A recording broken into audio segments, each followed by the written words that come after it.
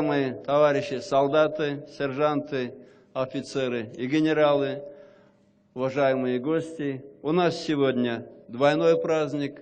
Мы отмечаем 23-ю годовщину образования Национальной гвардии нашей республики. И сейчас я вручил боевое знамя вновь сформированной воинской части Национальной гвардии, отдельному батальону оперативного назначения. Поздравляю вас с этими важными и знаменательными событиями. И я убежден, что вы будете преданно служить Родине, свято соблюдать Конституцию.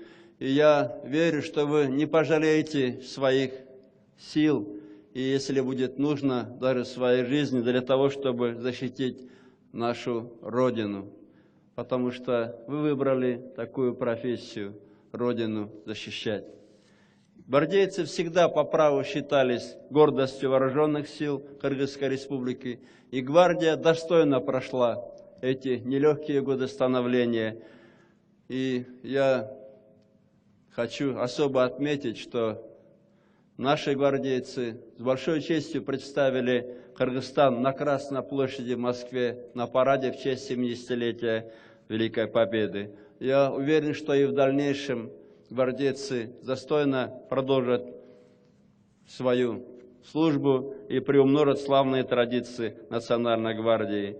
Конечно же, я уверен, что врученное сегодня знамя при любых обстоятельствах будет со своей частью, так как надо дорожить боевым знаменем больше, чем своей жизнью. Сегодня я могу уже с уверенностью сказать, что мы все-таки смогли вернуть уважение к армии, возродить авторитет и престиж воинской службы, потому что за последние годы государство, несмотря на все трудности с бюджетом, делает все для того, чтобы обеспечить военнослужащих и членов их семей всем необходимым. Почти ежегодно увеличивается заработная плата, строится жилье, строятся прекрасные военные городки, переоборудуются и такие бывшие городки под наши уже воинские части. И вы знаете сами прекрасно, что уже сданы ряд домов жилых в Бишкеке, в Аше, и строительство продолжается в других регионах страны. И мы поставили вот эту работу на уже, скажем, рельсы. Эта работа уже будет продолжаться системно, не будет останавливаться.